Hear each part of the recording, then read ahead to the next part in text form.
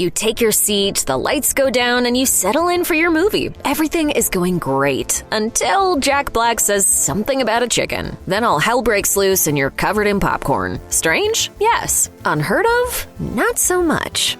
There's a time and a place for singing along, and it's typically not in a movie theater. While Wicked had some sing-along screenings planned in advance for Christmas 2024, some people apparently couldn't help showing off their vocal skills at whatever particular screening they happened to be at. It wasn't a fun time for those who preferred their fellow patrons take their talents to karaoke night instead, and AMC theaters officially banned singing at regular Wicked screenings. Dwayne Johnson defended the singing moviegoers in the hopes that they'd also sing along with Moana 2, but there wasn't much of a threat of that since, well, how many songs can you name from the Moana 2 soundtrack? That won't be necessary. Just goes to show, no one mourns the wicked wannabe singers who can't keep their tunes to themselves.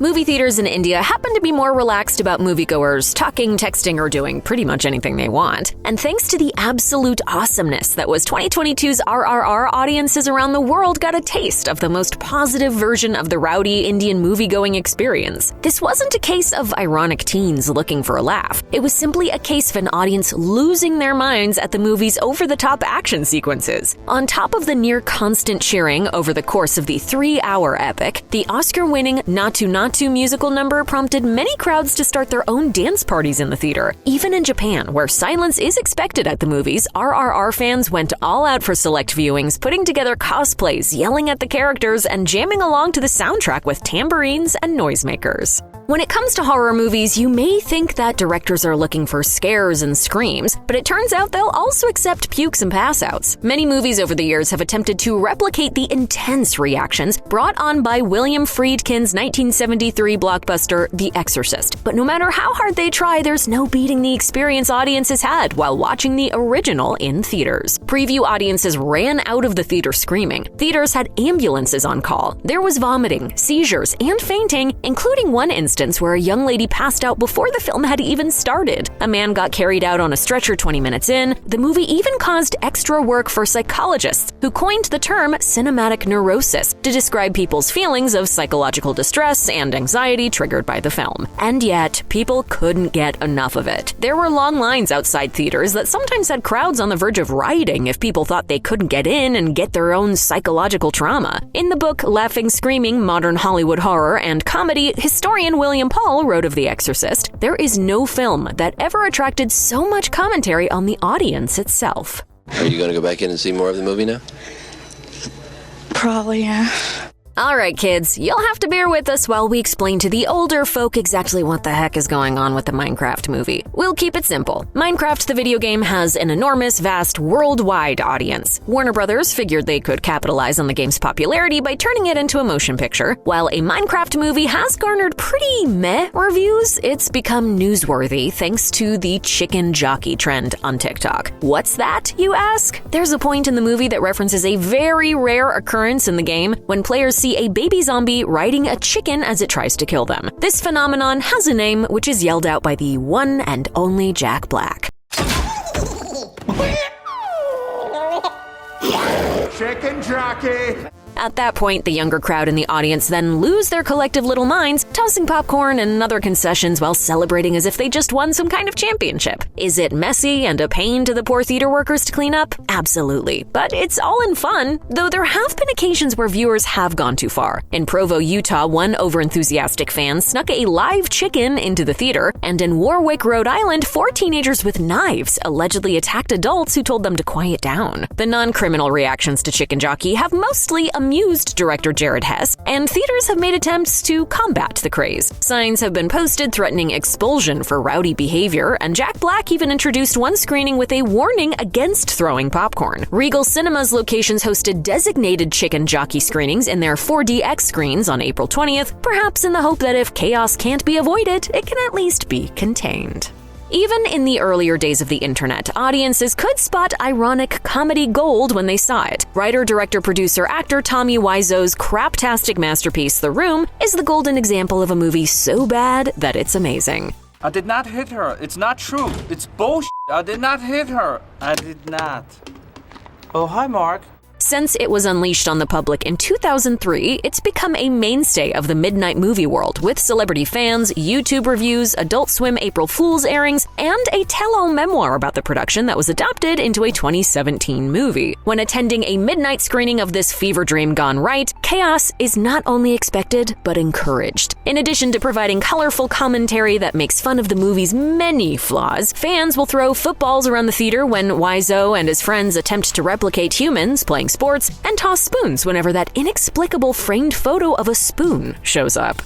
Long before audiences were chucking footballs and spoons at Tommy Wiseau's terrible acting, they were doing the time warp with a sweet transvestite from transsexual Transylvania. While the Rocky Horror Picture Show bombed in its initial 1975 release, it's still playing in major cities and college towns today, thanks to how its cult following turned midnight screenings into wild events. If you haven't seen the film under these pretenses before, congratulations, you're a virgin. Be warned that if you're attending a Rocky Horror showing for the first time, there's a bit of a hazing ritual before it starts, but only if you're okay with it. Once things get going, you can expect any moment of silence to be filled with the audience shouting callbacks at the screen, while shadow casts perform the action alongside the actors on screen. Traditions involve bringing props and throwing them at the screen at specific times, such as rice during the wedding scene, toast when Dr. Frankenfurter says a toast, and cards during the lyrics "Cards for sorrow, cards for pain." Rocky Horror showings have also historically served as an important refuge for the LGBTQ+ community, with gender-bending costumes and open displays of sexuality encouraged as part of the fun. It's a place for you to be authentic, unabashedly yourself, and show everybody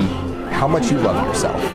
Controversial movies that garner protests are likely to deal with more ruckus outside the theater than inside it. After all, people boycotting a movie aren't buying tickets. But the protests against Martin Scorsese's The Last Temptation of Christ weren't limited to just pickets and boycotts, and the chaos they unleashed wasn't the ironic fun kind. Violence broke out in many theaters showing the movie in France, with screenings interrupted by assaults, tear gas, and stink bombs. The worst incident occurred on October 22, 1988, when members of far-right religious groups firebombed a cinema while it was playing the movie they had deemed to be blasphemous. 13 people were injured in the attack, and the cinema closed for repairs for the next 3 years. The Archbishop of Paris had previously condemned the film without seeing it, but he then turned his condemning to the terroristic violence of the protesters, saying that they, quote, "don't behave as Christians but as enemies of Christ."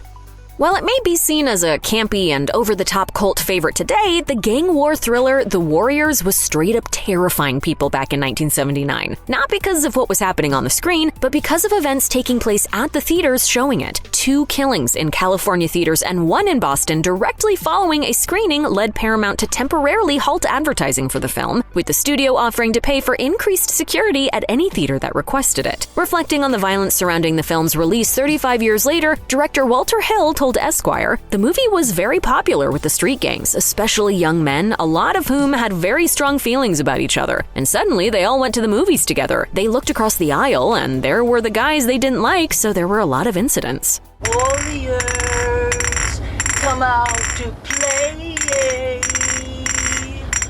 Elvis sure had a way of making people go crazy, and it turns out he didn't even need to be in the building to make it happen. King Creole saw Presley in his 4th starring role, but at the 1959 Mexico City premiere of the film, those who showed up weren't looking for a relaxing night with the king. Local newspapers reported 600 teenagers breaking into the America's cinema without paying, with acts of vandalism and sexual violence reported, and riot police called to the scene. This didn't seem to be a case of Elvis driving the crowd wild with his gyrating hips. Anti-Elvis sentiment ran high in Mexico at the time. His dancing was deemed too feminine, and many in Mexico accused him of being gay. What also didn't help matters was gossip columnist Federico de Leon quoting the rock star as making anti-Mexican statements, but it's since been alleged that these quotes were fabrications meant to punish Elvis for rejecting a performance request from a Mexican politician. Regardless of the writer's reasons, it was likely that they would have preferred that Elvis not only leave the building, but not even show up in the first place. The success of D.W. Griffith's 1915 feature The Birth of a Nation was almost as breathtaking as its sheer amount of racism, which even viewers back then found shocking. The film holds the dubious double distinction of not only being the biggest box office hit of the silent era, but also bolstering the revival of the Ku Klux Klan and sparking increases in anti-black hate crimes. Naturally, emotions around the film were intense, and both fans and critics had some dramatic in-theater reactions during its initial run. One man in Spartanburg, South Carolina was reportedly so moved by the birth of a nation that he pulled out a gun in the theater and shot at the screen to help rescue the character Flora from the freedman Gus, portrayed by a white actor in blackface, of course. On the opposite side, anti-racist protesters disrupted a screening at the Liberty Theater in New York City on the anniversary of Abraham Lincoln's assassination by throwing eggs at the screen and giving speeches about how the film insulted African Americans.